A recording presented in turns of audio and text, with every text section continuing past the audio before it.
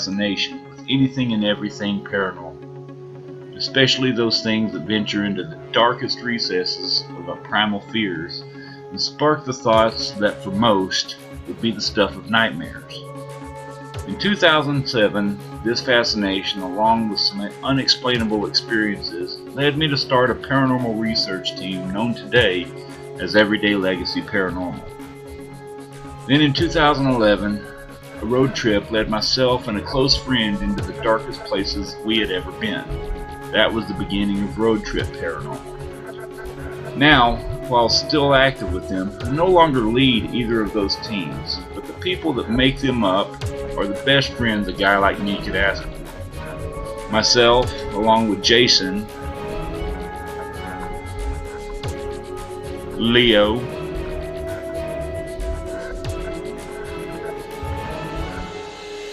Roth, Max, and Michelle are reaching out to share our passions for everything odd, fringe, and paranormal with the world. We are Cryptic Heartland.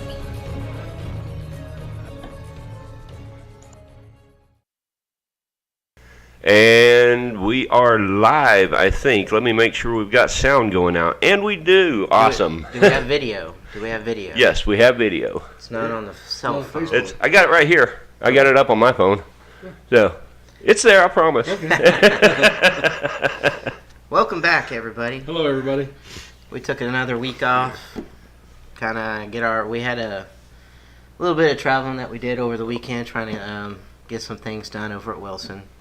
But we're back, missing a few people, but life makes it that way. But we're gonna have some fun and talk about some things. How you doing, Dan? I'm doing pretty good. How's Builder Bob doing over there building his garage? Have you seen lately? Just on Facebook. Just on Facebook? Yeah. Man. A lot of things going on. You went out to Cowtown this weekend? Yeah, I went out to Cowtown, hung out. They had a free day trying to get people to buy memberships out there, and went out and checked things out. Checked out some of the locations in there. It's kind of neat. Always a fun place to go investigate. Right, Yeah. right. Yeah. You never got to, did you? Yeah, no, I went out there twice. You were there. Yeah, I went out there twice. Not with ELP, but with another team that has frequented the place back eons ago when I first started the team. Back in the 60s? Yeah, something like that, yeah. Maybe not quite that far back, but yeah, I got to go there twice with another team when I was just starting ELP out, and yeah, it was a cool place, had some cool stuff. Yeah. I wasn't horribly impressed with some of the management tactics, not with Cowtown, but with the other team. But, you live, you learn. You do. And you grow. And here we are. So.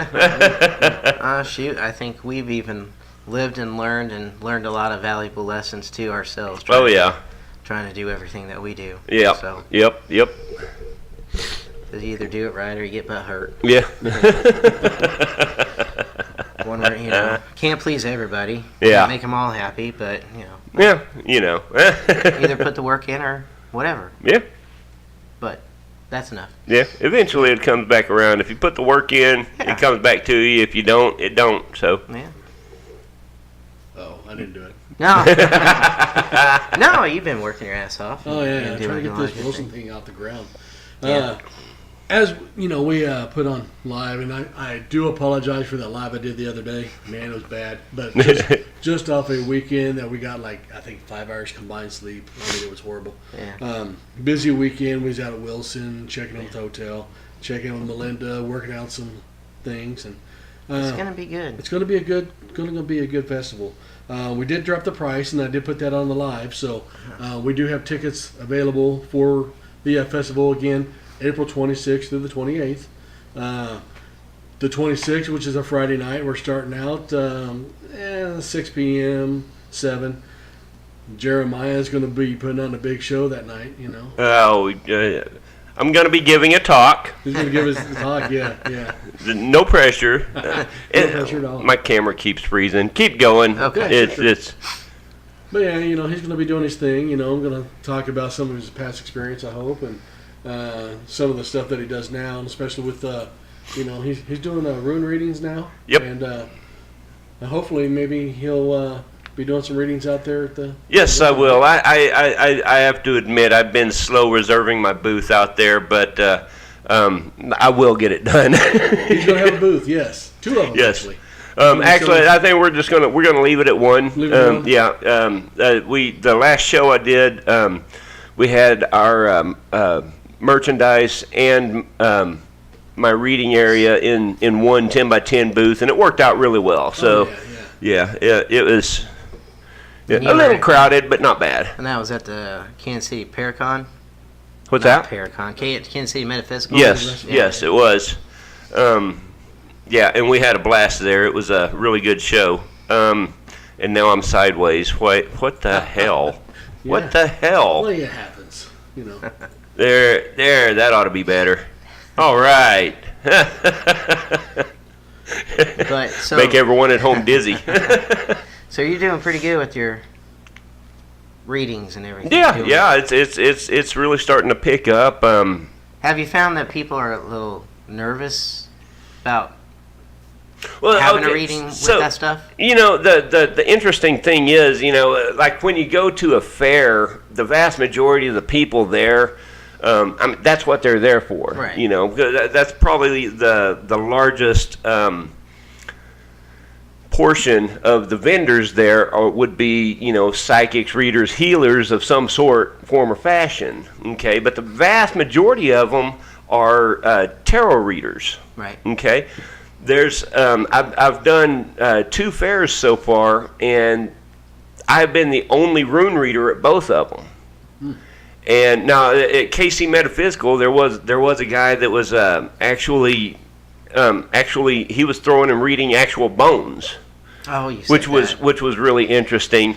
And he and I were going to trade readings, but we were so busy because I was the only one doing runes, he was the only one doing bones, and so people were coming to us just out of curiosity, But the phenomenal thing was, probably I don't know, Stephanie, if you're still watching. But what was it? Maybe 50%, maybe more of the people that sat down at my table, just out of curiosity, ended up in tears at some point in time during that reading. It was just, and it was healthy stuff. It was good stuff. Stop being mean to them. Well, you got to kick them under the table or whatever. No, Get it realistic. You feel that?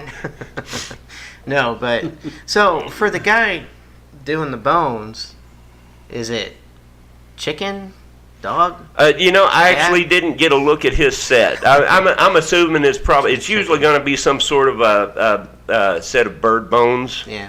That's what the traditional use would be, or medium would be. But I don't know. Right. I honestly don't know what he was using. Like I said, I didn't get a chance to look at his set, but That's interesting. yeah, it was really cool.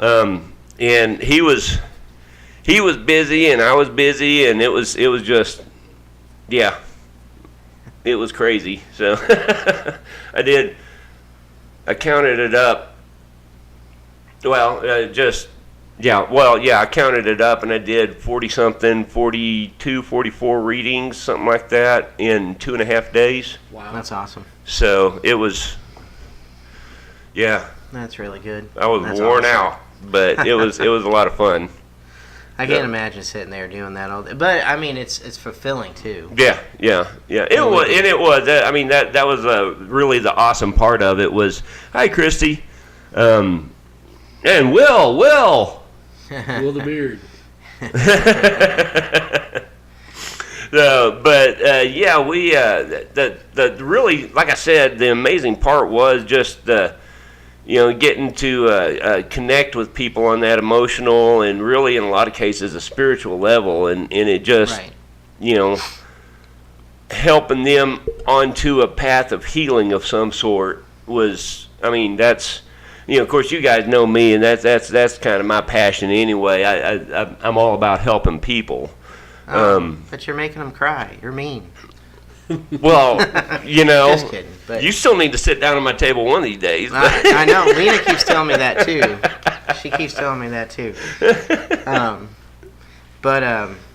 So when you're doing this, when people are coming to you, and I know you can't talk about like any of their experiences or anything, but just like their topics, are they coming to you with just emotional and like life, everyday stuff, or do you ever get people that are coming to you with, I've got some weird shit going on in my house or in my life, like that aspect? I actually did have one couple sit down at my table with a situation like that.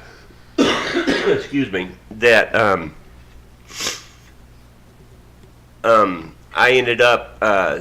Of course, they went ahead and got a reading from me, but I ended up sending them down the line to another guy who specializes in the type of thing that they were really needing for their home. But they were having all kinds of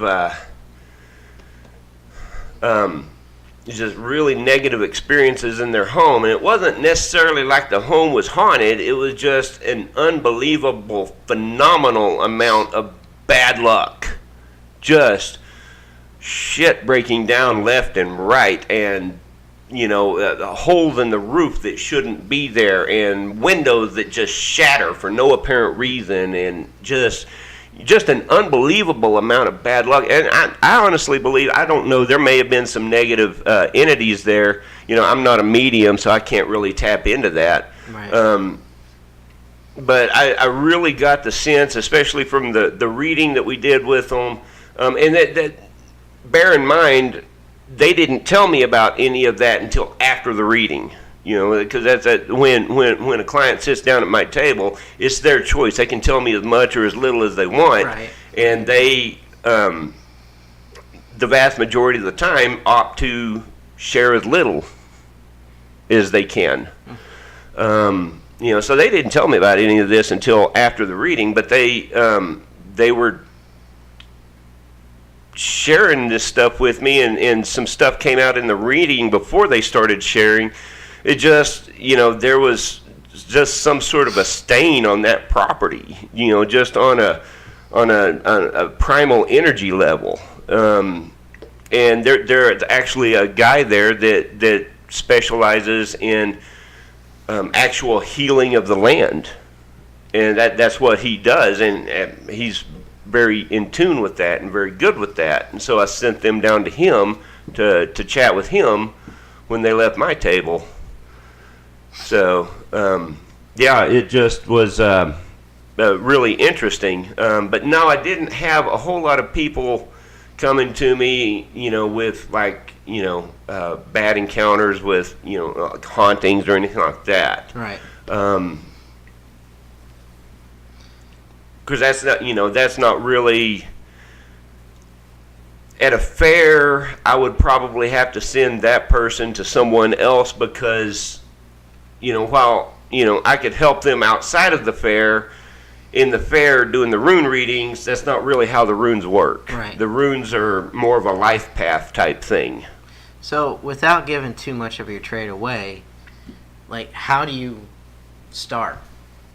They just sit down and you just ask them certain questions? Yeah, well, I have the runes, or the bones, as you guys have heard me call them, but the runes in a bag, and I just always make sure the energy from the previous client is wiped away from both the bag and the cloth that I cast them onto, and then I have them, if they want a general reading, they just take and kind of rub it between their hands for a few seconds. If they want or if they have a specific question they're wanting to attack, they focus on that while they're doing that.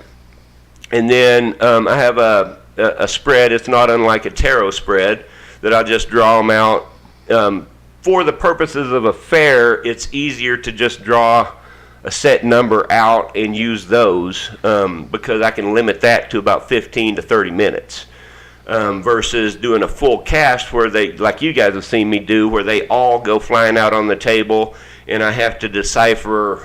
That can get run into an hour and a half reading. Right. Pretty easy. So, and then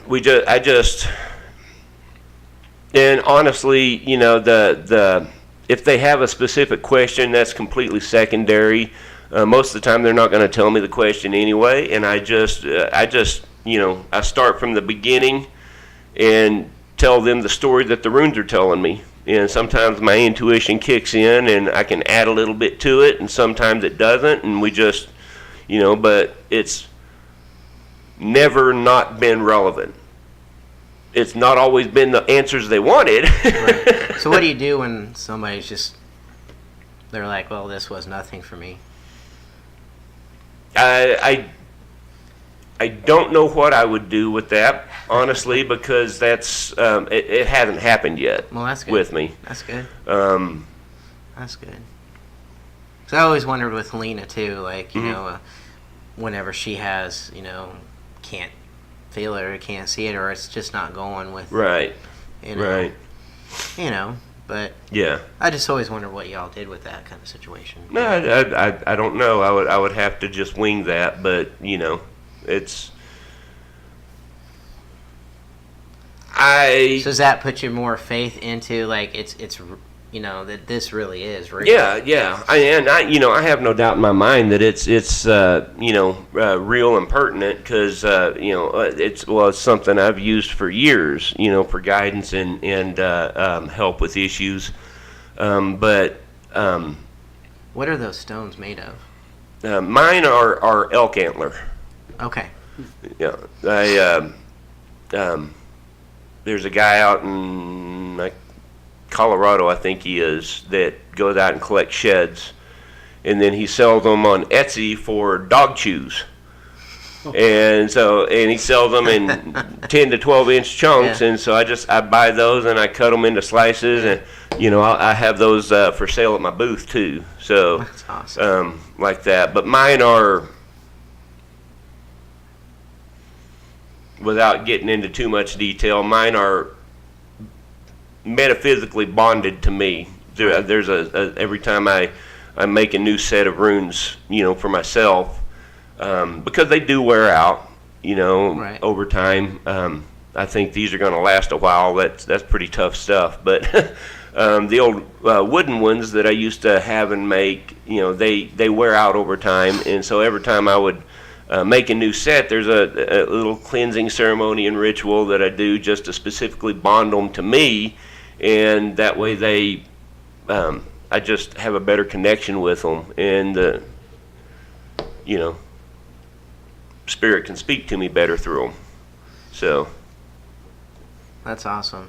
Well, I'll be honest with like over the years, just doing the investigating, ghost hunting, all that stuff, Bigfoot.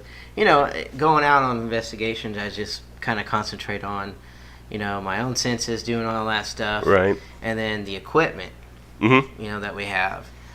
But, nowadays, it's, for me, I'm just now seeing how much metaphysical locations are popping up left and right.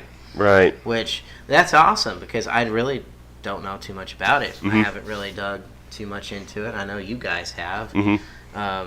And you use them and you research them and stuff like that. The stones Yep. do. Right. So, and I don't think there's not too many around.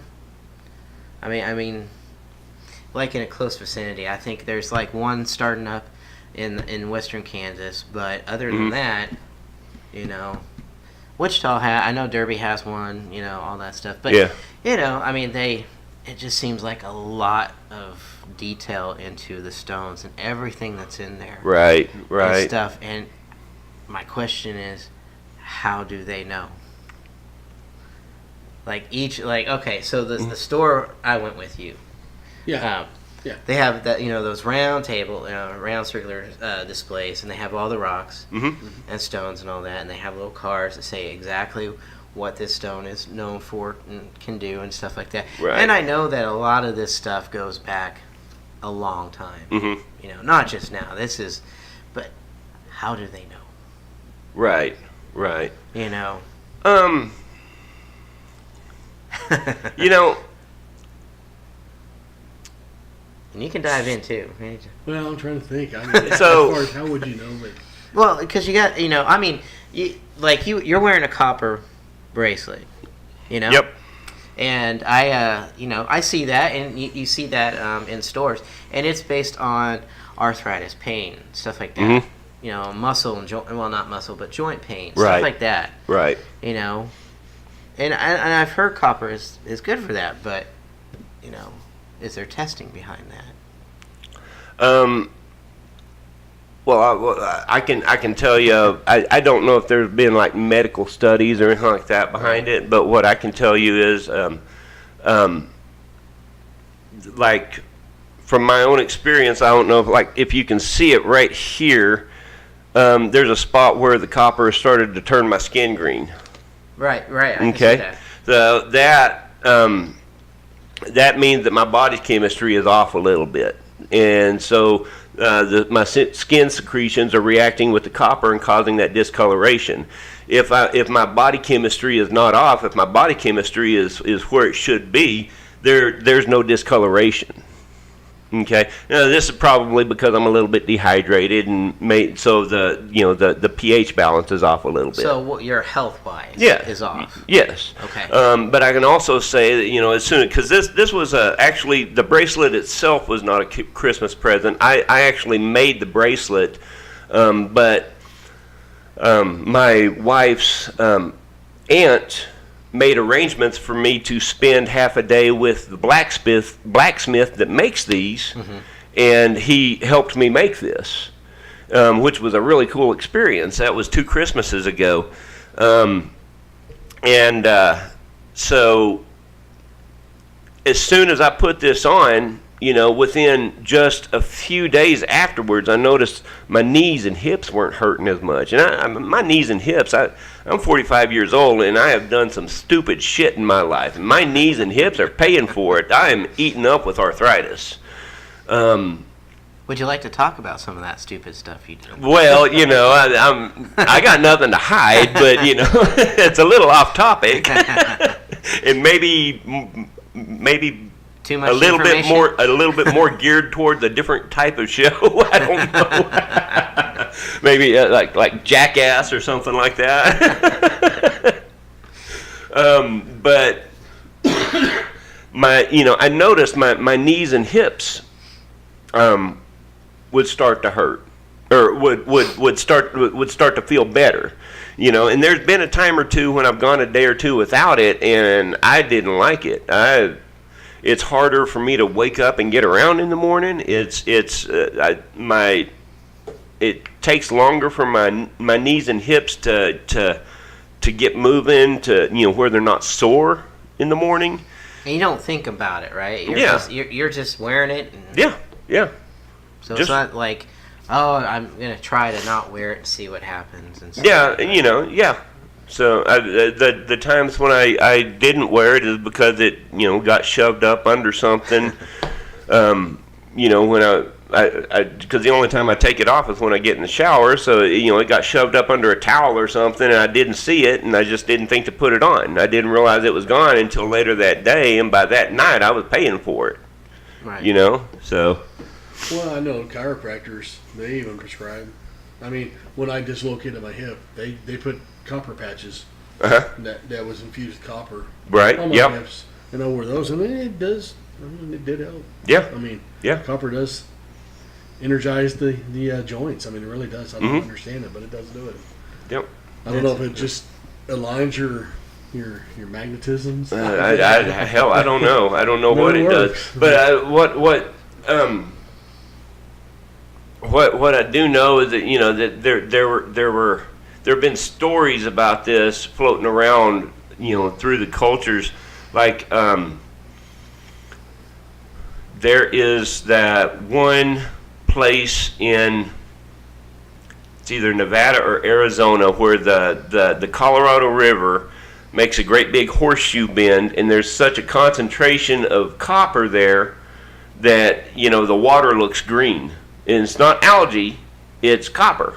And, you know, there's copper deposits all over the place there. And I know that the Native Americans used to use that for, you know, medicinal properties. You know, that the water and the copper deposits out of that specific stretch of river. So, you know. Eureka Springs is magnesium and copper in their water. Uh-huh. And, you know, they, for years, I mean, everybody went down there for the healing waters. Right. That's right. Mm-hmm. That's right. That's Yep. connected to the crescent. Yep. Yeah. Yep. Wow. I mean, you know, it's there's legend and lore about it, and you know, you got to figure, you know, how much of it is really just legend and lore, but how much of it is based on patterns that they notice, because, you know, there's these old tribes and such, they weren't stupid people. Right. They survived because they were intelligent, and they noticed patterns, and they were able to learn things, you know. And then, you know, you get into that old saying about what is it? Any sufficiently advanced technology is indistinguishable from magic. I think it was an old sci-fi writer that said that, or something to that effect. And, you know, I know we're not talking about like computer technology, but it's still, you know, it could be considered medical technology. And so all they know is that, you know, okay, so if I've noticed this pattern, if I pick a little bit of bark off of this tree and chew on it, my aches and pains go away. Willow tree. Yeah. The willow tree actually has concentrated, it's a type of aspirin in its bark. Really? Yes, a salicylic acid. It's not specifically aspirin like you could go buy on a you know, a drugstore shelf, but there is a salicylic acid in willow bark that has the same kind of effects. It can also thin your blood, like aspirin can. Right. So, you know, they notice these patterns, and all they think is, okay, this tree's sacred, this tree's magic because it helps me feel better. Right. You know? Well, See, you know. see, certain things like that, and, you know, in copper or something like that, I can see, like, for medical purposes, you know, it starts helping or giving you a trigger of what is going on. You know, kind of like you said, you know, possibly I'm dehydrated or something like that. Uh-huh. But what about all these other stones that I'm seeing that people talk about? Like, what's the one that you, amethyst? Amethyst? Amethyst. Yep. So what's the big thing about that one? Because Amethyst, I know you like it. yeah, amethyst, it's one of my favorite stones. It can be thought of as kind of like an amplifier. You know, whatever energy is present, it will amplify it. You know, it's also very protective. But that's the two main uses that I have for it. And, you know, and granted, I'm not as well versed in stones and gems as I should be at this point, but that's the two uses I have for it.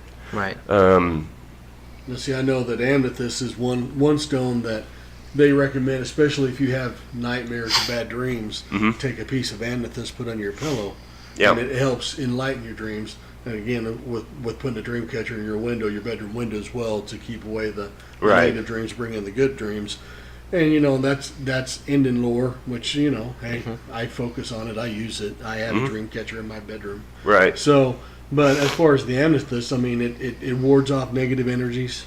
It enlightens and amplifies, again, the good energies and the good vibrations, and helps keep away the bad dreams. And now, one thing that I've been told too, which I haven't seen, but, you know, I heard somebody had an experience recently, but amethyst also is it's a protector of your body if you wear it. Mm-hmm. And if it breaks, or if you have one under your bed that it breaks or it snaps in half, then I guess it's supposed to be that it the energies, the negative energies are so strong it broke it, but it deflected them as well. It's like actually, I think we're thinking about the same person probably, because a person called me with a situation like that, and I apologize because I know you're watching. I never did get back to you with the answer on that, but thank you for reminding me about that, Dan. I'll give you the answer that I found about it right now is that it has to do with vibrational energy. Well, he's calling the fire. He is.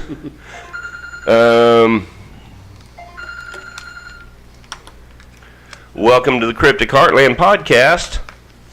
Good evening. It's Captain Chaos. Hello, Mr. Chaos. How you doing, sir? Hey, gentlemen. How's everybody tonight? We're doing good. How are you tonight? We're doing good. Been an interesting weekend. Participated with your sponsor, Bob and Luigi's, and now we're heading back to the big town. Oh, no. You get some of that pizza? Hey, to tie in with what you guys are talking about, recently, about a week ago, I got a piece of amethyst that I started wearing. And a day and a half after I got the thing, it physically broke in half. Uh-huh. And been trying to research whether that is bad juju or whether the stone, I did not have or feel any negative presence around me, anything like that. But it's been said that possibly it got overloaded, and that's why it broke. And I just wondered what you guys thought about that. So, Captain Carl, I told the guys a while ago that I did owe you an apology because I never did get back to you with the research I'd done on that. But what I found out on that, what several different crystal and gem gurus told me, was that it has a lot to do with vibrational energy. And when I'm talking about that, if you can picture, because everything in the universe has a frequency to it, right?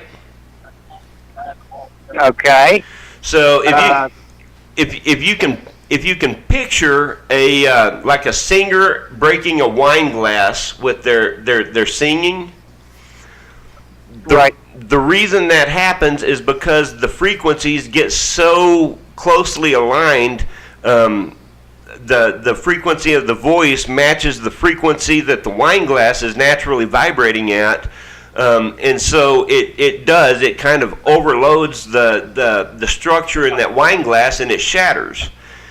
And so what I've been told by all the crystal gurus that I talked to about this was that, just like Dan said, it most likely just got overloaded by the frequency of some energy that was around it. This energy was just so closely aligned to the vibrational frequency of that crystal that it overloaded the structure of it, and it broke. Yeah. That doesn't make it bad. It doesn't make it good. It just was just a strong frequency overload right then and there. So I'm going to go with the story that Beth started singing and hit the wrong note. There you go. Could be true. There you go. Okay. Also, a word of advice: when somebody asks you to start telling your stories, don't ever tell them around your kids because they'll do you one better. Yep. Just a strong frequency overload right then and there. Hang on. Sorry. Okay. We don't have the echo going now. Sorry.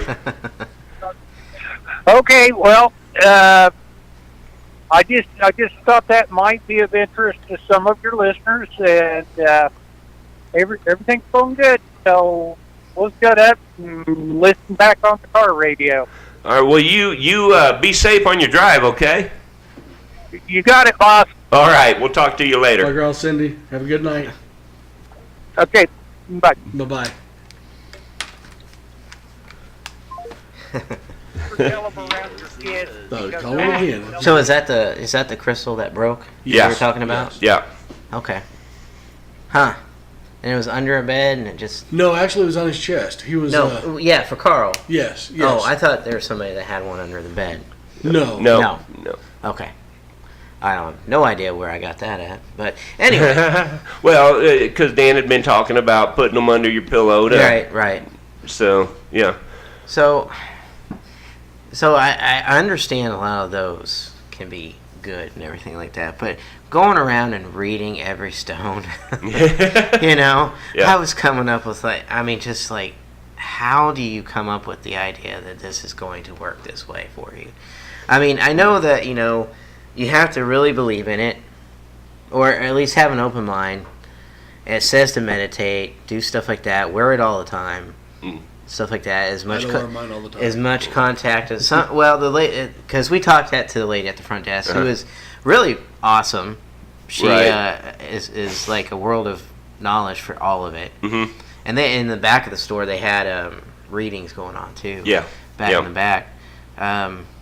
But my God, there's just so many, and there's like you walk out of there with all these stones, but it's like Right. Yeah. which we have been lately. Yeah. So starting a collection and everything like that. But so like some of them found one that I just was kind of drawn to it, and I wanted to.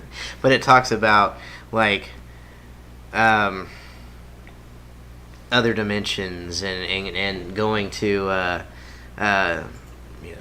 astral projection and stuff like that. Tektite. But also it was a black thing. Tektite. Yeah, I'm still not good with the names of the stones or anything, Yes. but it's it's something I want to learn. But I bought it because it's just. So, what is your take on something like that? Well, I don't know. I'm hoping they work. I mean, You have some? I do. Okay.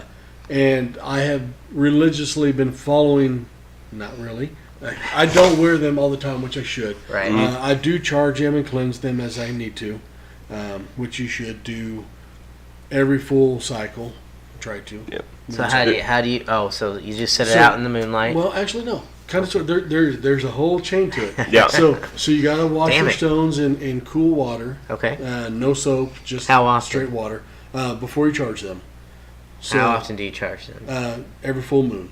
Every full moon. Or you can. I mean, if you want to wait for a super moon, it's best. But we don't have any more left this year. Okay. But full moon or every other full moon. But you wash them, damp and dry them, take them out, and you want to set them outside under the full sun or full moon. When you set them outside, you set them on earth bed. So either grass, ground, dirt. Don't set them on your deck because it just doesn't work. So I like to wrap mine, when I charge mine outside in the moonlight, I like to wrap mine in a white cloth and bury them. yeah, they seem to do that as well. So, but it pulls the energies from the earth, and again, there's one thing, it all ties into grounding the stones as well as grounding yourself, which I haven't been able to work on that yet. I didn't learn that. But I tell you what, probably the most important step you can take to grounding yourself is probably just walk around barefooted in the grass That's what I've been told. on natural surfaces. Yeah. Just walk around barefoot, make that contact with the earth. Yeah. So, I have to admit, as far as charging in crystals and stones, lately I've gotten a little bit lazy, and I've taken the easy route out, because there are 3 stones in specific that don't need to be charged: citrine, selenite, and kyanite. And kyanite can actually be used to charge other stones. And so I've just been going that route. I just keep a blade of black kyanite in my stone box. So, Good call. I didn't think about that. Yeah, but that's lazy, and I should do it the other way, just to remember. If nothing else, I just haven't. So.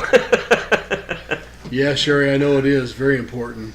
I haven't mastered the concept of grounding yet. I need to work on that because I've been yelled at by a couple medium friends, and I shall work on it. I got to get my, chakra basically in line first, to because again, I don't know if it's ADHD or what I have, but when I getting ready to do an investigation, I can't pull my mind far enough away to sit there and ground myself. I just can't. You know, I'm ready to go. I'm listening. Well, don't try to pull your mind away. Just find a focus. Right. Just find a focus. Yeah. And just, Yeah, and that's what I'm working on it. Yeah. I need to real bad. Back to Jason's question, Yes. how do you know a certain stone works for a certain thing? And I don't have a good answer for Just that test and try. personally. It's just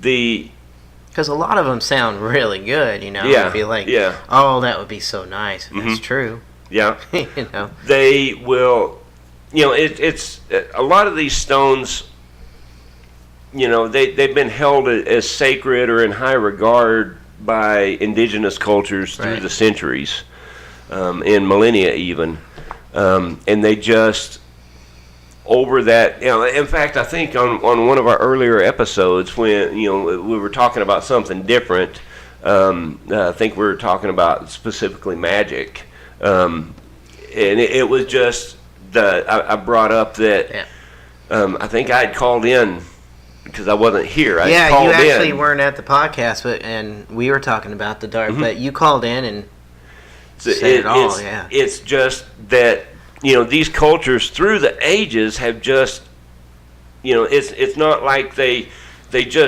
happen to find a chunk of selenite crystal,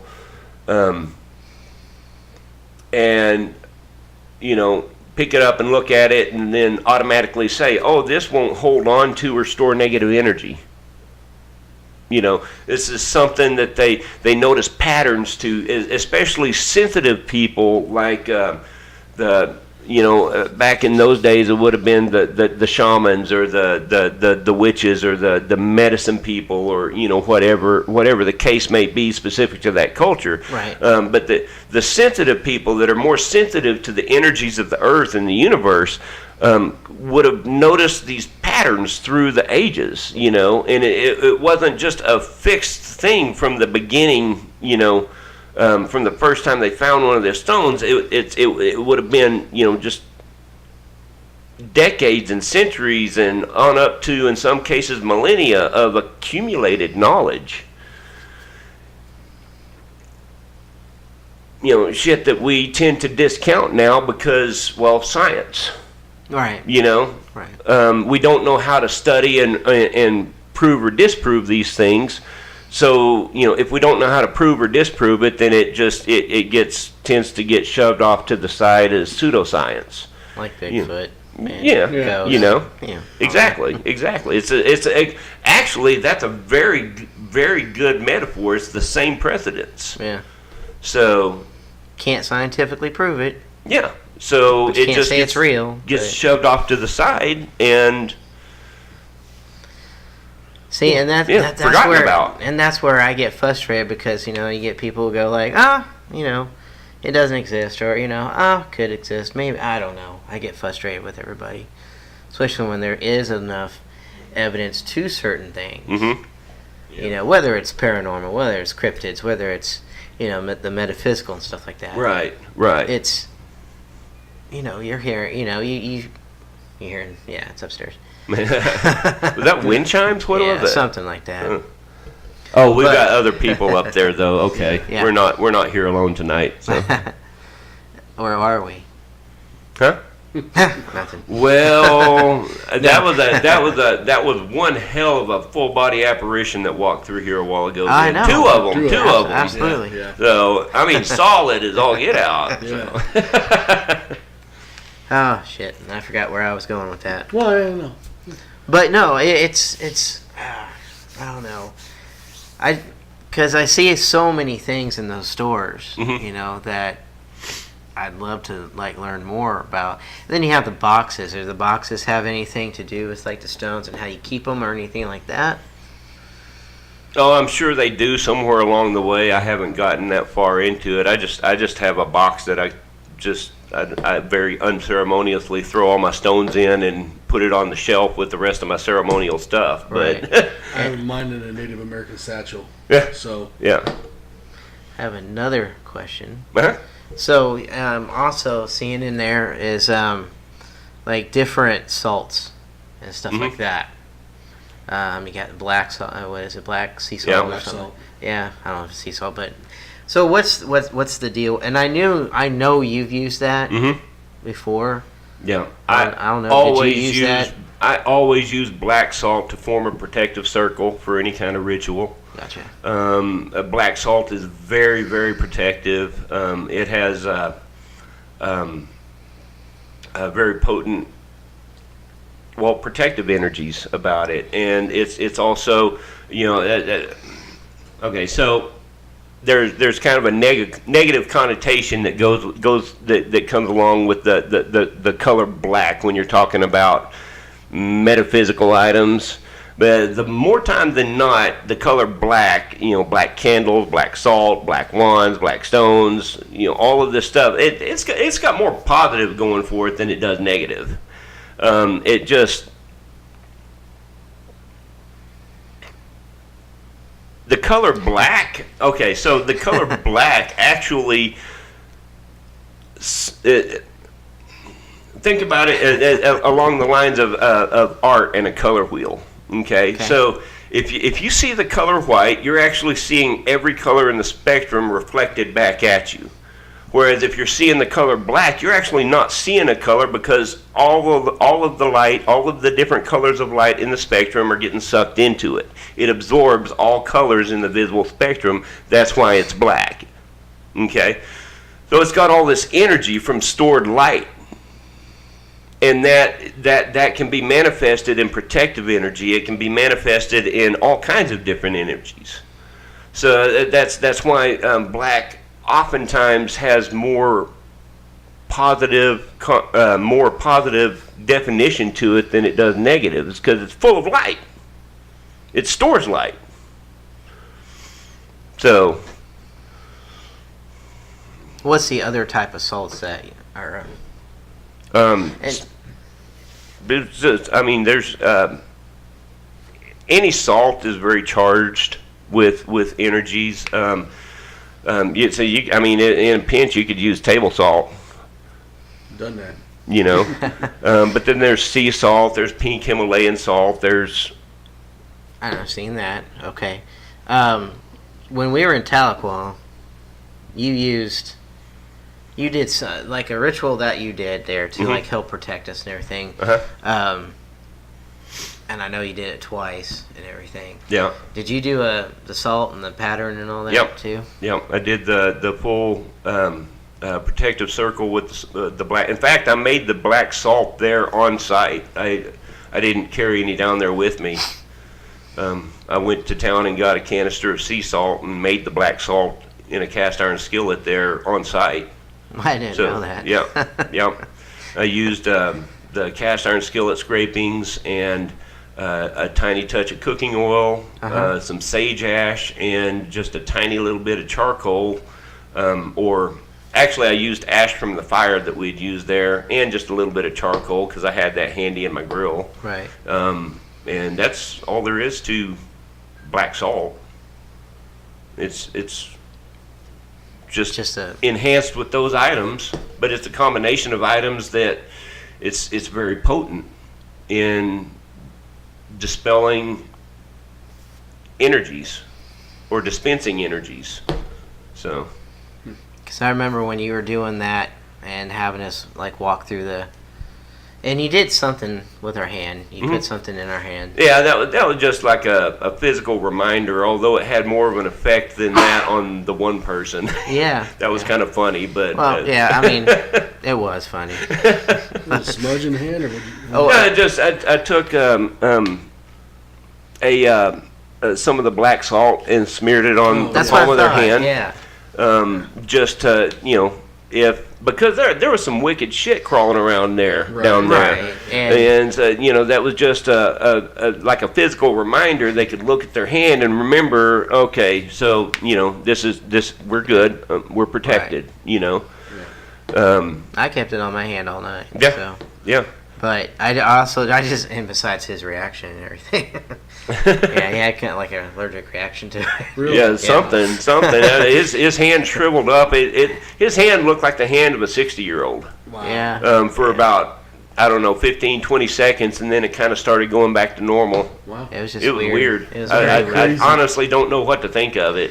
But when you were doing the, ceremony and everything like that, and you had us walk through the smoke, and Uh-huh. I assume that was Sage or Sage, yeah. So you had us do that, but when you were saying out loud for us to be protected, you're not allowed to touch us or go home with us or anything like that. We all heard the scream Yeah. of the male Yeah. screaming no Yeah. from off in the distance. I mean, it was loud. It was very prolonged. Mad Yeah. because you're doing Yeah, Yeah, mad that you were doing that. Yeah. It was very angry, and it challenged us. Yeah. Both times the ritual was done, it challenged us because Right. at exactly the same point in the ritual, when I got to the point where I said, you can interact, but you cannot harm body, equipment, or vehicle or property. Something I don't remember the exact words Right. of the ritual that I did or had written, but when I got to that part, camera equipment that was being used to film the whole thing shut down. Yeah. Really? Both times. Yeah. 24 hours apart, both times. It had been fully charged before that. So that was pretty wild. Yeah.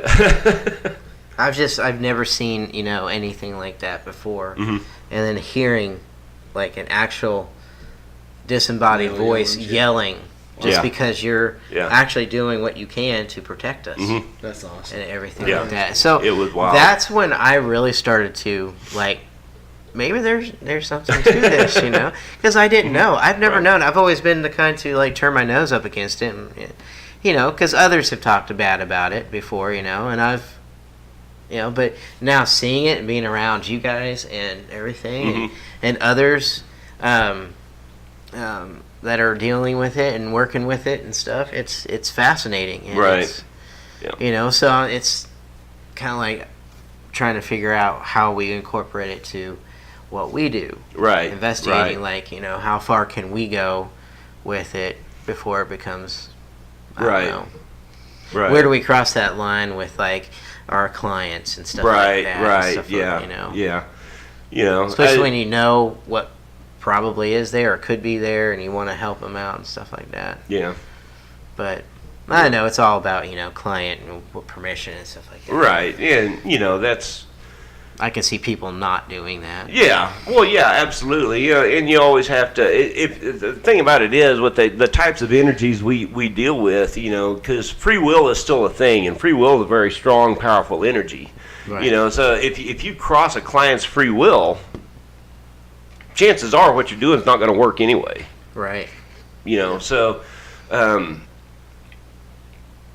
it would just be best always to approach them, if they have a negative entity in their house that they want rid of, that, well, okay, we have this route that we can go. If you're not comfortable with that, then we can try to help you find something you are comfortable with, and whatever works for them to get them the results they need, whatever. Right. As long as they're safe and they're taken care of. Right. I'm not going to be butthurt if they don't want to, use my mojo. That's Right. But there are plenty of people out there that will use it and need it, and so that's okay. Well, we Neat. got two questions real quick. Okay. From you guys. One, I don't use oils. Do you use any protective oils at all? I am just starting to get into that, and honestly, the reason I'm starting to get into oils, or the reason I started to get into oils, has absolutely nothing to do with anything metaphysical. I started to get into oils, just to try to learn how to mix fragrances for my men's care products. But then I started, doing a little bit more research into it, and then I found that they have sage oil, that you can get, and they have sweetgrass oil. Both those are two of the most common herbs that I use. Well, I guess I will backtrack, Tandy. I do use essentials at home. I use Baby oil? I use sage oil. Well, yeah, that too. No, I do use sage, and I do use lavender oils in my house. Lavender, okay. Yeah. So do you do like, what about those, you add the oils to it? I do the and infusers, yes. Infusers, yeah. I don't. The closest I've ever gotten to that is putting an orange peel in a boiling pot, Oh, they work. Yeah. and it's the same thing basically. It Right. just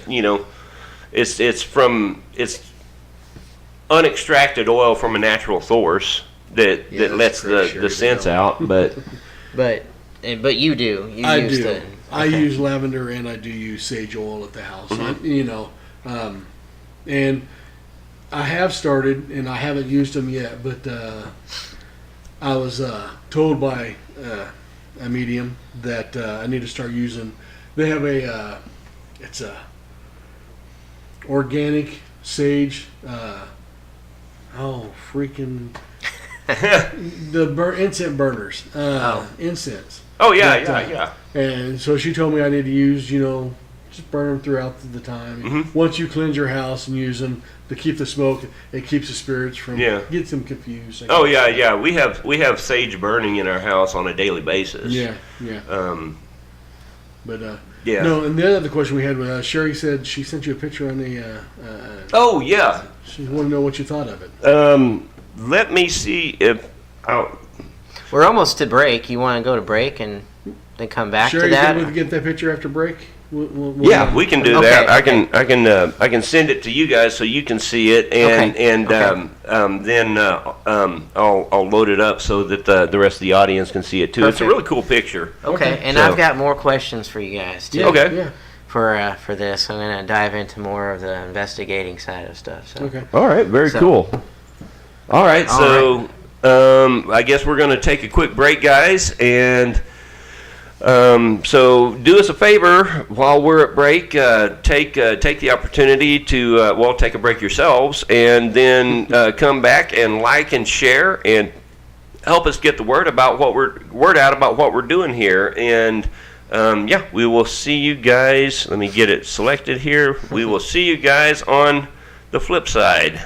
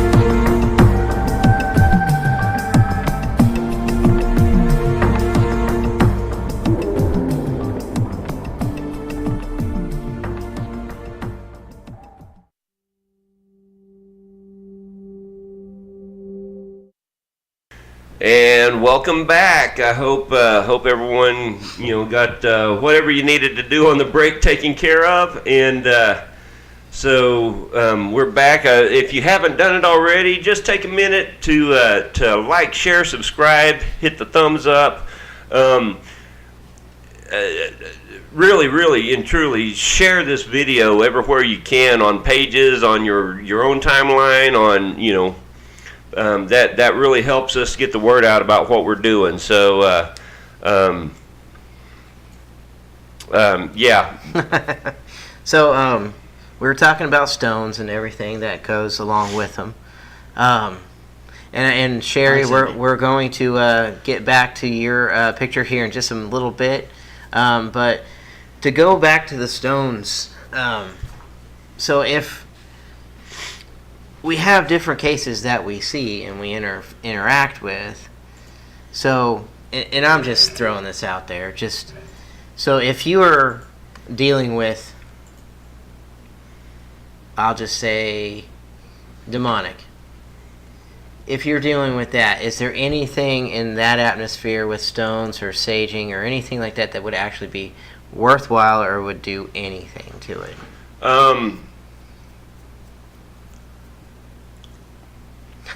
I personally am a huge fan. My favorite stone in the world is black kyanite. For that very reason, it's very potent against negative energy of any kind. In fact, there have been, it's very potent against just about any external energy, actually, because there have been times when we've been on investigations, I actually had to take my black kyanite blade out of my pocket and put it up somewhere just to start getting some interaction, because otherwise it just wasn't happening. So you believe that even carrying the stones with you can cause an issue with what we're trying to do? Yeah, absolutely can. So that's a huge blocker to everything that we're doing. Yeah. So now that hasn't always been the case. Right. So when we're not having any thing happen, can we blame you because you got stones in your pocket? If we're not having anything happen, my pockets are usually empty because Okay. that's the first thing that goes. So Yeah. Well, so on another note of that, so if and are those stones the what you like? Is that only for the heavy, darker spirit type demonic cases, or what about like even poltergeist, like possibly a human? Well, it's and that's the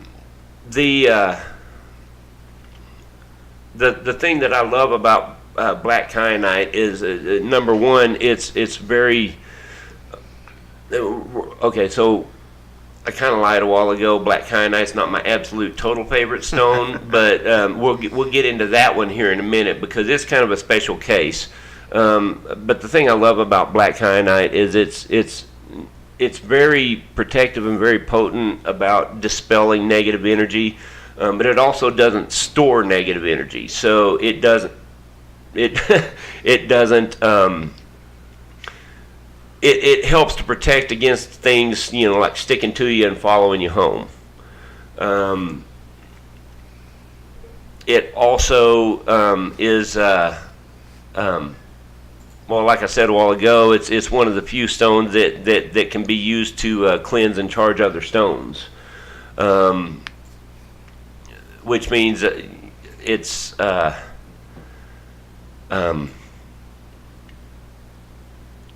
what's the word I'm looking for? It amplifies the energy with other stones as well. Right. So.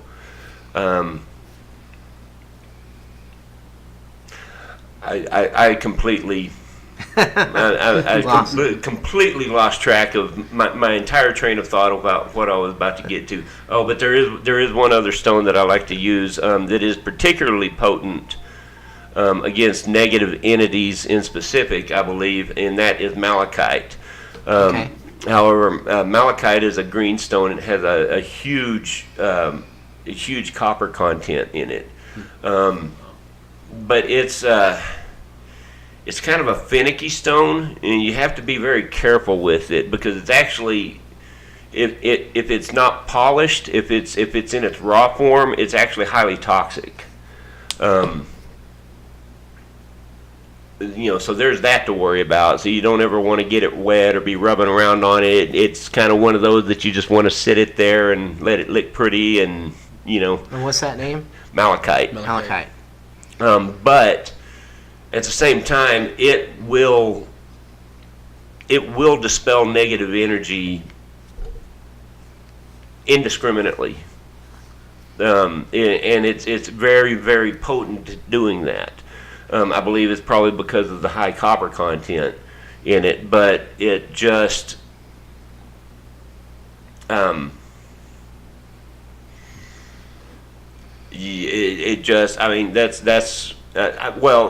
have a malachite stone in one of my pendulums that I used to like to use. I actually quit using that pendulum on investigations for that purpose, because especially if we were in any kind of a negative entity type or suspected negative entity type situation, there was just no interaction with the pendulum because it won't go near the kyanite or malachite. I mean, or if it does, it just it loses its strength. So malachite's a good one to use for protection in that, but like I said, you have to be careful for health reasons. Because it's, if it gets chipped or cracked or anything like that, all of a sudden you've got a biohazard on your hands there. That's not good. Yeah, no. So if somebody, say you've got somebody who's new in doing all this stuff, is it dangerous to just go and grab whatever?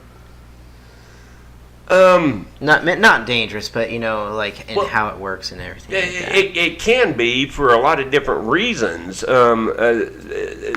There's any number of reasons why you should always be careful and do research. All the way from like malachite. It's not the only toxic gem, semi-precious gem out there. There are others that, in their unpolished form, are just as toxic. And you don't want to get a hold of one of those and, drop it and break it and think, oh, well, I can't use this now. Let's wrap it up and put it in a necklace for baby Lulu, and thinking it's going to be safe and help protect the baby, because it's not. It's going to make them sick. So you got to be careful and you got to do research. It's always best to do research and learn before, as you're getting into, even if you're just collecting gemstones as a hobby. It's just best to do research and have a little bit of a knowledge base before you get into it. But a good starting place is always, you can go to the metaphysical shops and look around, because they're not going to sell anything that's unsafe in the form that they're selling it. Right.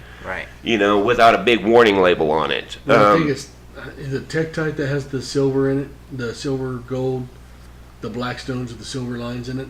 I know that one there in raw form that can flake off and get in your skin, and it's really bad for you. Yeah, but, most of them are polished anyway, so in any stores around here, but So, just you go into those shops and look around at the crystals and gemstones and see what draws to you, see what you're drawn to, and pick a couple of them up. But then go home and use Google and find a reputable resource, both for actual, chemical and physical properties, as well as metaphysical properties.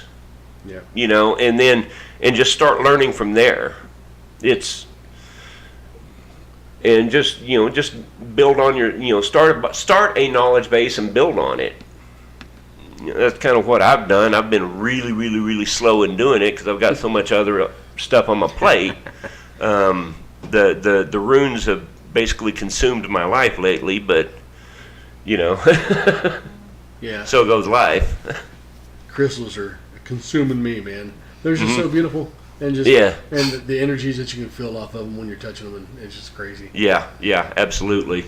It's fascinating, that's for sure. I only know of the one store there in Derby. Haven't been to any others in town. I know there's more opening up, like I said, out in western Kansas and stuff. Yeah. But yeah, There's, they're fascinating. Yeah, places. there's the one in Derby. There's one in. It's kind of it's just north of Hayesville, you know, in South Wichita, and there's another one on Seneca Street in Wichita. Yeah, I think that's where you go. Yeah, that's Moonstone. Mhm. Yeah. they're pretty good. And there's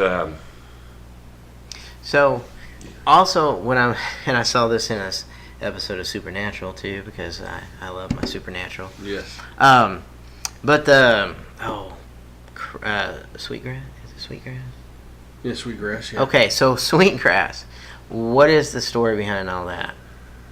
Because they've been out of it at that store there in Derby. They've been out of it for a while. Finally have it back, and it's like $30-$40. yeah, it's For it. it's I don't know. Honestly, I don't know that much about like the lore or legend or anything like that behind the sweetgrass. But I know it was something that my grandmother always had. She always had a rope of sweetgrass hanging around in her house. Usually it was about. What it is. It's kind of like a rope. Yeah, and usually it was about half burnt because it can be burned like an incense, like sage. Okay. What's the goodness for it? It's very cleansing, very purifying. It exudes a very pure energy. Yep. And it's really good to use if you have Okay. for meditations and for like if you get into rituals or spell work or anything like that, it's good to cleanse a casting circle, like you would use sage. Like I used sage down in Tahlequah that night. I actually prefer to use sweetgrass for that. Okay. But it also has the added benefit of just having its presence. It'll absorb and dispel negative energy and purify the atmosphere in a room just being there, just by whatever means of being an energy conduit that it is. That's my experience and kind of what I was taught about it. But like I said, I don't know any of like the ancient lore or anything like that about it. So The other property that I just read about, it helps to clear someone's aura and get rid of the negative out of the aura and put it back in the positive. So yeah, I need that. I'm gonna have to work on that. I'm gonna give me some real quick and burn it. yeah. It's good stuff. It's good stuff. I have sweetgrass oil that I use. That's the one oil that I've really started using. Stephanie came across it at so some of the contacts we've made at the metaphysical shows, and so yeah, I'm actually even going to start making a sweetgrass scented soap and beard balm. Yeah, that'd be awesome. Yeah. Well, I only bring it up because I seen it. I'm like, oh, where have I heard that? Oh, that was in Supernatural. It was in their Christmas episode. Oh yeah. Where the demigods were actually using that in their wreaths and marking the people that they were killing and eating. Right. So I'm like, what the hell is sweetgrass about? Because that's what they're using. Right. You don't eat negative food. Yeah, negative food. Get rid of that. Because they were the perfect couple. Yeah. For Christmas and all that. Oh yeah. But, Yeah. But they were Kind of killing a it. twist on the Krampus lore, wasn't it? Yeah, absolutely, and it was awesome. But that's where I first ever heard of sweetgrass. I don't know. That's cool. So I know the show uses a lot of lore and legends and stuff for their episodes and stuff. Yeah. So and they but you can't fault them for it. But they take a lot of creative license. Oh, yeah. You can't fault them for it. But and it makes for a good show. oh yeah, I mean So. Dean kills Hitler at one point. So Right. It's awesome. It's awesome. But And I'm frozen again. Damn it. Oh, in a good position though. Yeah, right. My profile with my big ass Roman nose there. Well, whenever you're ready, we can get to that photograph. Okay, yeah, we whenever can you do get that. We can do that. We can do that right now. So this photograph, just the backstory, was sent to me by a viewer who is actually one of the contacts I've made at some of the metaphysical shows I've been going to. And it's a really interesting photograph. Can one of you guys? I forwarded the little excerpt that she sent about it to you guys. Can one of you guys read that right quick? Well, sure. I hate reading out loud. Let me get over there. Yeah, I'll go ahead and transition to this photograph so I Okay. can fix my camera in the background. Okay. Wow. Do you need help with your No, phone? I'm there. Okay. I think where I'm at now. Sorry. All right, let me figure where. Okay. So, are you ready with the picture yet? Yep. Okay. Picture's up. All right. So, where are we going? This picture is from the East Coast near New York. The story on this is farmhouse was owned by this little old lady who had died. Property was sold to the state and Fish and Game, and they used it as their office. But when they took the picture, they seen what was in the window. And if you look up there in the top left window, you can see an image. The image states which they think is the old woman who used to own the house. They no longer want to go in there since the photo was taken. It was said alarm would go off, and they set up trail cams, and this is what they were seeing. Or set up trail cams. I think that's cams, but yeah, the cams Oh. picked it up. So Well, that's off of a trail cam. possibly from a trail cam. Yeah. Okay. I'm going to transition to a blown up image of it. That's really interesting. I mean, because it's definitely a figure that you can make out there. And like you said a while ago, Dan, it does appear to be off of the floor. It doesn't appear to be standing on the floor. It's levitating. Yeah. That's a really tall figure. Yeah. The face almost looks like the creature from Black Lagoon. Yeah. It does. yeah. But, but I can't. I don't know. But being an, if they believe it to be an elderly woman, I can see that. I mean, her shoulders are shrunken. Yeah. Her stature is shrunken. The midsection up. And Very thin. It's possible. Yeah, it could Yeah. be an elderly woman. That is crazy. I don't know. That's really interesting. No, I know a couple officers in upstate New York. Do you? Yeah. Yeah. Yeah, I may have to see if they know the building. Yeah. Yeah, that would be really cool to get more on. Yeah, he used to work with me out there at the plant that I'm in now. Uh-huh. He moved up there to be a fish and game warden. So, yeah. Well, that'd be he might have an inside scoop on it, Yeah, or might be able to get an inside scoop on it. exactly. Very cool. All right. I have to shoot that at him and see what he says. If you're fine with that, Sherry, passing that on. All right. I mean, what does everybody think? I mean, does it look fake? No, it doesn't look. Yeah, it doesn't look like You it's don't think casting it's a fake. App or anything that's like been put on there? I mean, it's hard to do that. Well, I mean, it's not hard to do that. I mean, it's trail cam and then you download it and do stuff. But you got the window railings going right. Right. Railings are part I of the mean, window going right through it. I'll transition back over to it and just looking, and I don't see. You don't see that fake ghosting. No. that you use on it, You Yeah. know what I'm saying? Where it doesn't looks have- really ancient or Right. really old. And, I don't see any of the, just looking at it from a graphic design standpoint, I don't see any distortions or any of the hallmarks that I would normally look for in an image that's been manipulated. Right. So I mean, honestly, it looks to be authentic from what I can see here. right. Now, to know for sure, I'd have to get a hold of an original image, you know, an original file, and dig into the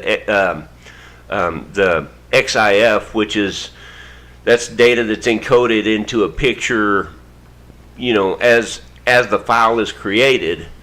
That it lists, you know, like the original date and the original, you know, it'll give details about the camera that was used, and you know, all kinds of stuff like that. Yeah. But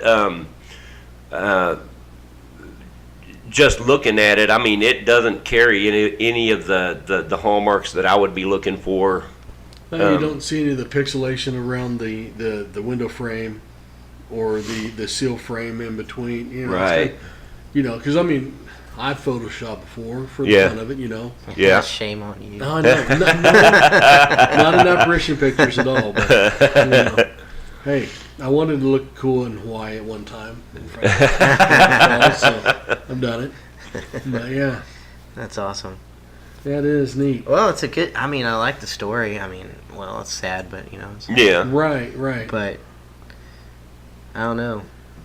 That'd be fun. It looks like a kind of a cool house Yeah. out in the country. That Yeah. looks like it'd be fun to actually, Oh yeah. Yeah. Go in absolutely. and- Absolutely. if not, just even walk through. You know, Yeah. and, Uh-huh. and see what you can feel and everything. I'll Yeah. shoot it to my buddy Tony, see if he's ever been out to that station. Yeah. See Cool. if he's been up there. Cool. That'd be kind of cool to see. Yeah, that'd be awesome to hear Yeah. about. That'd be awesome. Then I'll show him the picture. Yeah. So what else is new, guys? Well, you Oh know, my I mean, God. 2.5 weeks out. Yes. 3 weeks out. Yeah. We got a festival we're putting on. Yep. You know. We got Darren Detto that's going to be presenting. He's going to be having like a, and I don't even know about Dan the Spook Stalker, what he's going to be Dan presenting. He's going to be presenting. I'll reach out to him, find out what he's going to be doing.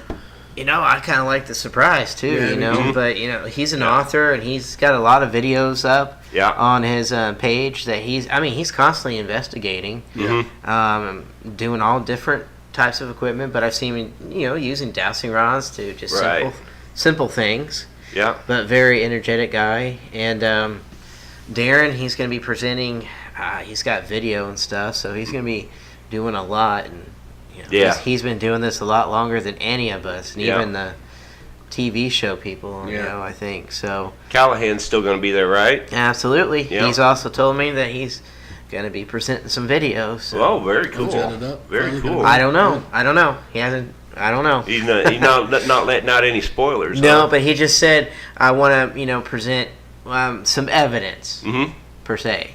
Cool. And he just asked if we have some really good speakers Okay. for stuff. So looking Cool. forward to that. Too. Yeah. So it's Very gonna be cool. awesome. It's Yeah, gonna it be is. really cool. Yeah, it is. And then Rich and Dennis coming. That's gonna be fantastic to. Because Dennis has been doing it a lot longer than Rich, from what I hear. 30 plus years. I'll go with 30 plus. Yeah. Wow. He's got some dates on there. So him yeah. and Darren might be right on the same Yeah. Right. same Right. path and all that. But you know, you've been doing it for about 40, right? Yeah, give or take. I mean, I will say I first got introduced to the paranormal, albeit, you know, a different kind of area of the paranormal when I was 4 years old. Yeah. So see, I was And about I right. kind of lived around it my whole life. I just started actively exploring the paranormal as we do as a team, you know, about 12 years ago. The rest of the time it was more through spiritual practices, but Right. yeah. I started, well, I'm about to say 42 years ago. Yeah. Yeah. And then I You tell you guys what, are it's old. scary. I know, right? My, You're not far behind us. my What are you first- talking about?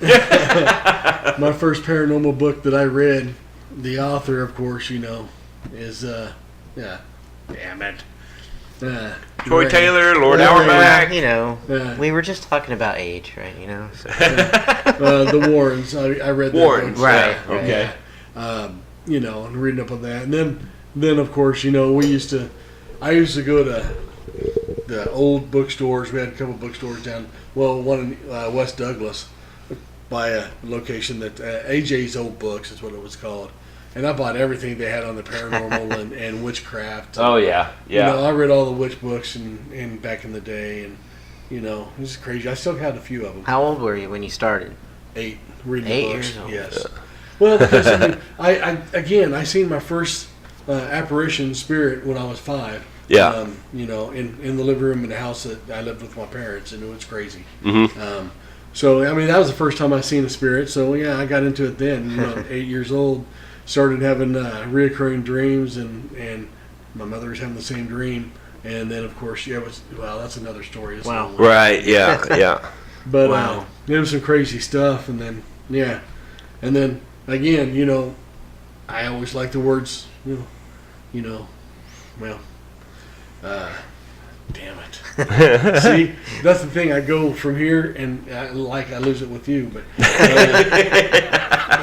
remote viewing is where I was going because, I would describe my great grandmother's house, and my aunt, great grandmother, great grandfather. I'd never been to their house physically because they were in a nursing home when I was 7 and they passed away. But never been to their house. But I walked in the back door. It's kind of weird in a dream. Yeah. It was all in a dream. Yeah. Walked in their house and walked through the house and seen them sitting there and walked in and described everything to my mother. And she says, "Well, that's her house." And Wow. So she took me out to Pratt, showed me the house, and Wow. that was it. Wow. Crazy stuff. Very cool. Yeah, that's when I started. I started in grade school. Mm-hmm. Yeah, I was going to the library, checking out books and everything. It's just fascinating because I got a book. I have no idea who the author is, but it's like mysteries and monsters and stuff like that. Yeah. I got fascinated by Loch Ness and UFOs and the pyramids and flight. Yeah, I just had a moment too. The squadron of bombers. An elder moment, yes, senior moment. I did. And we even had an episode about this flight. They flew over the Bermuda Triangle. And Yeah. yeah. Not Flight 92. No, that was one of the 911 flights. Yeah. But I'll anyway. Yeah, But I know what you're I got talking about. hooked into that in Loch Ness and was fascinated by the photo of the famous photo that was later called a hoax.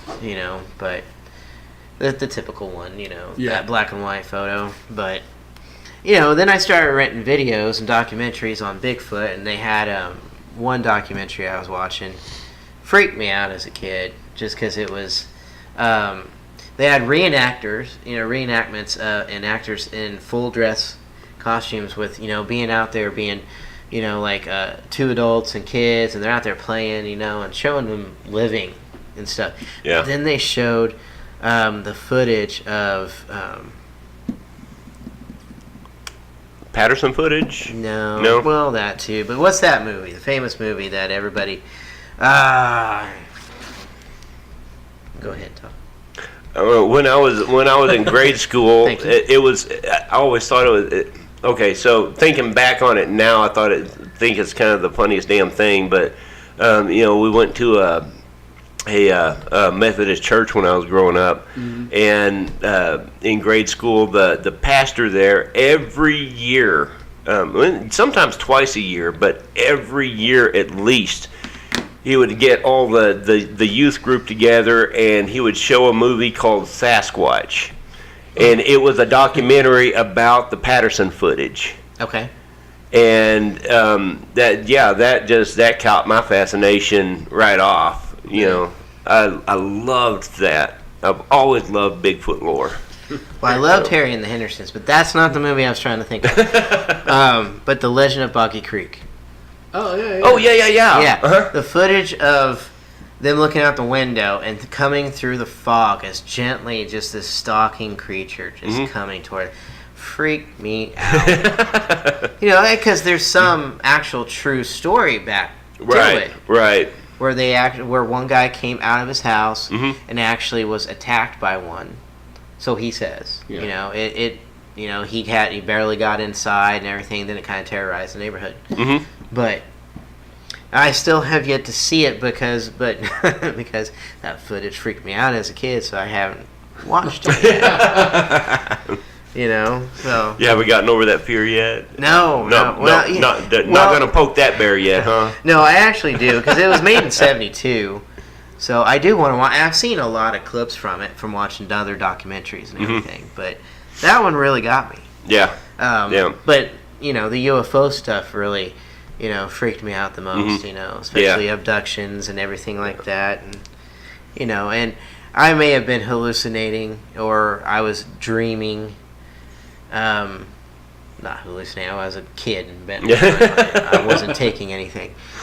Well, maybe that was the problem. No, I'm kidding. But no, I may have been in complete sleep when I, you know, but I just remember, and I've never told you this, but I just remember laying in bed as a kid, and I just happened to like roll over, look up, and at the end of the bed, kind of up high, I see a shadow that's actually there, but you can actually see the form of the round head that looks like a gray, and it was just standing there. Oh, wow. So, you know, I did the whole, you know, my blankets are my cover and nothing can hurt me. Exactly. And I did that, and, you know, I think I fell back to sleep, but that image has never left my mind. To this day, I can still really see it. It was just like a shadow figure, but it was shaped just like an alien.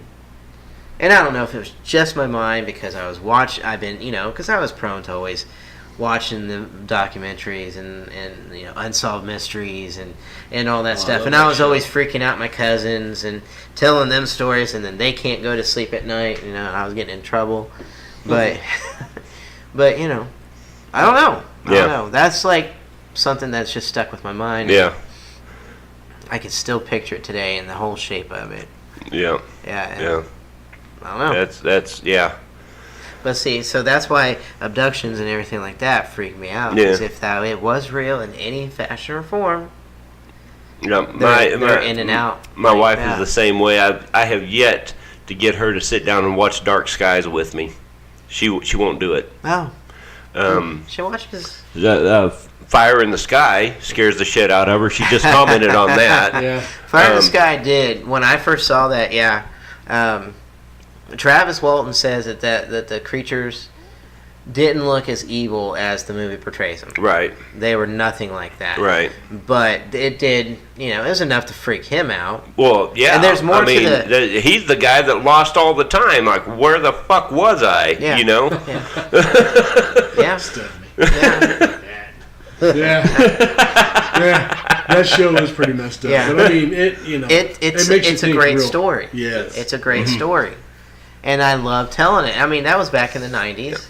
And they haven't been able to poke holes in it over and the time. Each one of them have since passed the lie detectors test about it. They all did. Yeah. But it was that one guy, I forgot what his name was, but he finally passed it, you know, months later. Yeah. Went in and took it. But they have no proof. They, again, can't prove it, can't disprove it. Right. So it just kind of gets shoved off as pseudoscience. And for a long time, he didn't even, you know, go on tour or do anything about it. Right. You know, he didn't even write a book until years later. Right. Right.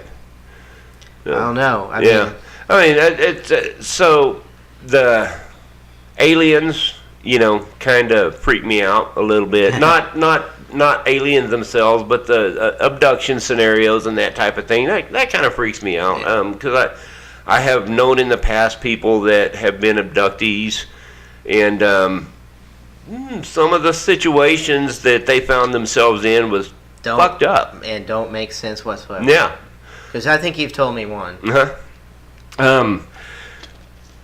But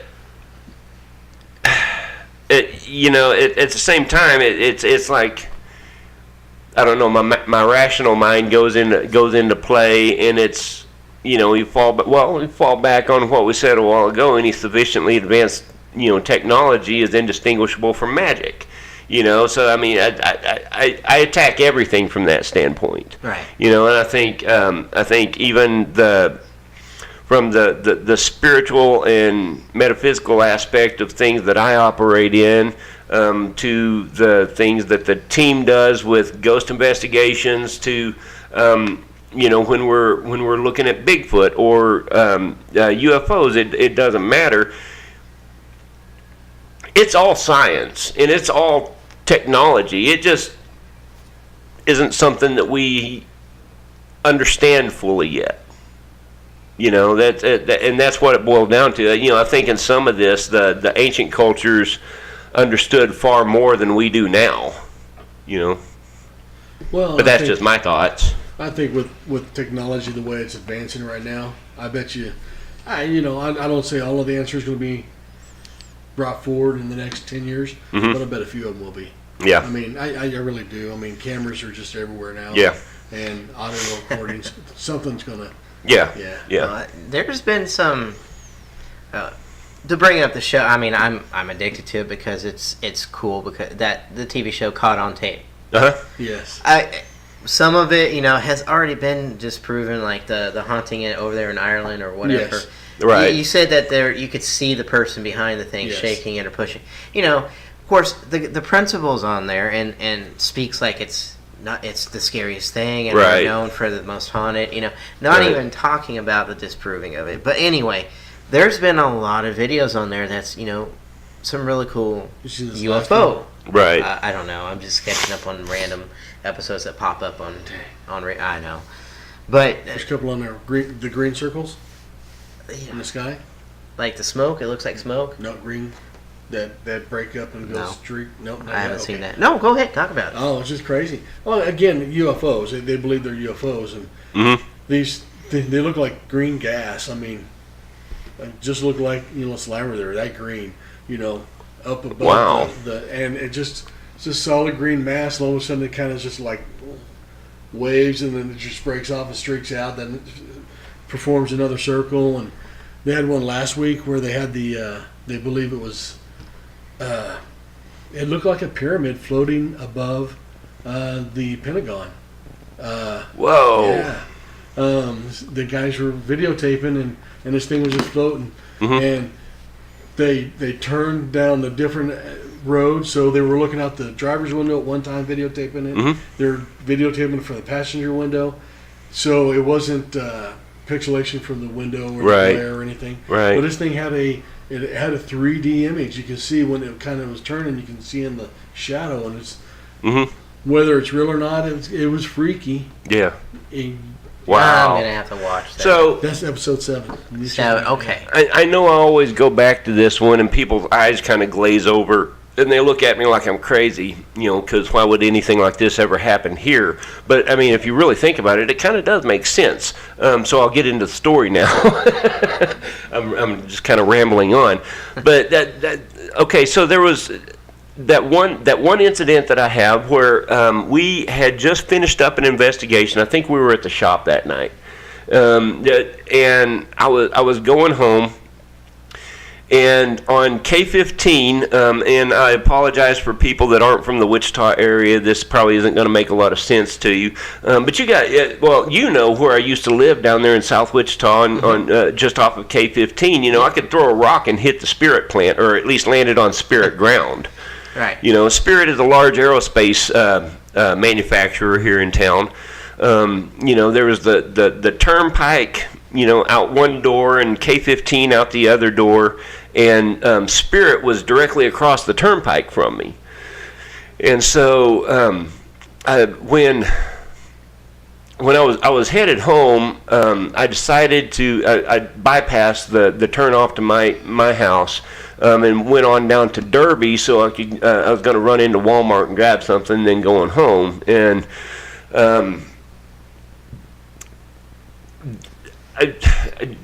coming up on K15 there, I just noticed it looked like a football field length above the Spirit plant. There were 3 sets of lights just hovering there, but spotlighting down on the Spirit plant. It was I don't know, probably 3, 4, 5 o'clock in the morning.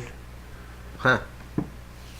We'd just finished up, like I said, an investigation at the shop. So that's probably about the normal time for me to going home. I don't remember specifically, but it just, because it was so high up, I know it wasn't. It wasn't just my tired eyes. Hallucinating thinking the security lights were up that high. It was way up there, at least a football field length, at least. And then because from Okay, so I'll get into a little bit more detail on it. I drove about half the speed limit on K15, which is dangerous in and of itself. Just watching this and trying to figure that, what was going on there. Went all the way to Derby's, went into Walmart, came back. They were still there, still on, hadn't moved really. Got to my place, and my place kind of sits up on a ridge point, or sat at that time up on a ridge point, and so eye level for me was actually above. I could see the tops of the spirit plant buildings, and the security lights, and were below eye level. But these lights that I'm talking about were actually they still appeared to be hundreds of feet above where I was. I was looking up, but I couldn't see any structure. It was I think it was a new moon. It was really dark out. There just wasn't much ambient light. So I couldn't see any structure. It was just these three lights that appeared to be in a triangular pattern, spotlighting down on top of the spirit plant. Now, I don't know why they would be spotlighting on that specific plant. I don't think they do anything military there. That we know of. Well, they don't on one side, but on the other side of Oliver they do. Yeah, over on McConnell, which is the Boeing side. They still do military out there. Oh, okay, yeah, okay, yeah. Plant. Yeah. So, I mean, I don't know. It was. I didn't sleep that night. Over that, because it was just like, what the hell did I see? What the hell am I seeing? I remember at one point, and I was getting really, really tired, but I stayed outside watching this for quite some time, and I went in to get grab a bite of food and went back out, and that's when they were gone. This was probably, I don't know, 5:30 in the morning, and it was fairly warm out, so I'm thinking the sun was probably going to come up before long. So if there was any kind of a structure there, I would have been able to see it. So it took off, whatever it was, whoever it was. Yeah. I don't know, but it was. Did it happen before February 2018? Yes, it did. It would have been in 2016, like the summer of 2016, probably. I believe. Wow. So, no footage?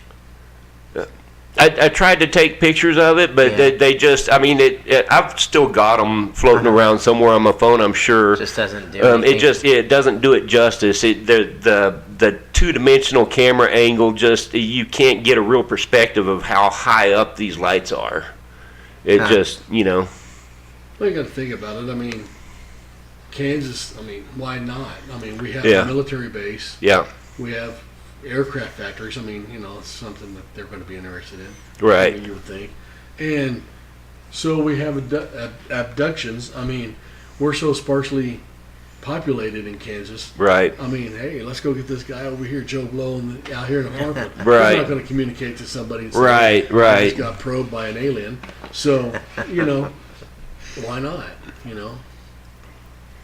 So I'm trying to think back to exactly what year that would have been. Let's see, this is 2018, 2017. Yeah, it would have been in 2016. So, yeah, it would have been in the middle of 2016. So is anybody... So nobody else made comments or in the news or anything like that? Yeah, well, one of our viewers says that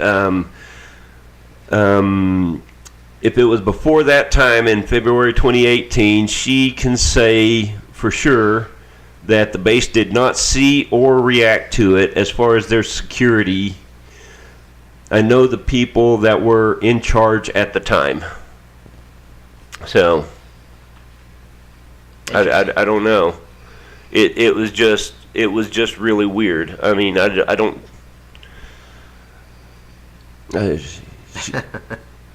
That's interesting. Yeah. I mean, I would love to have seen that. Yeah. I just don't know. And I It's think a weird I spot. think okay. So another weird part about it was, and I could probably dig back in my Google call log and find this and find the exact date, but that would take forever. You know, from like 3 years coming up on 3 years ago.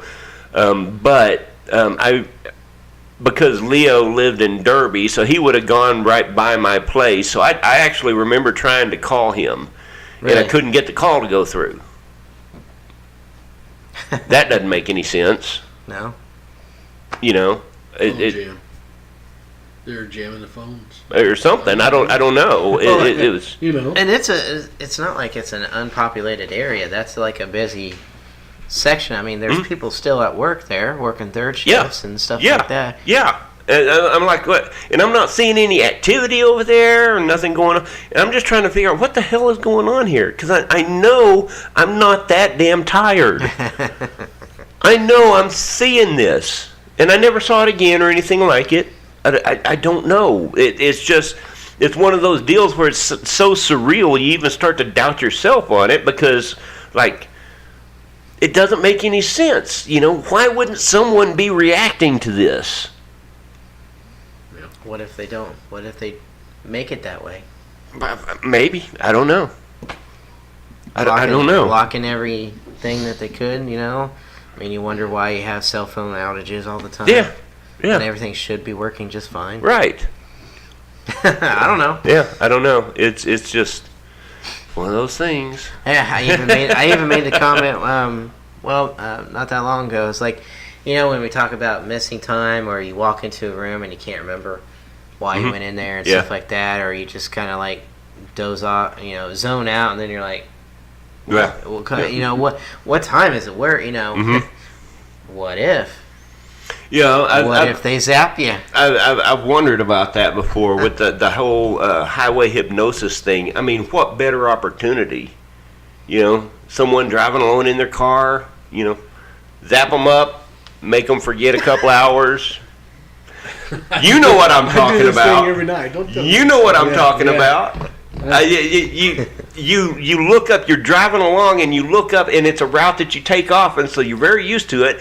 You're driving along. You look up, and oh, shit! That should have been a 45-minute drive. Oh, I guess it has been a 45-minute drive. What the hell? I don't remember driving through that stoplight that always gets me.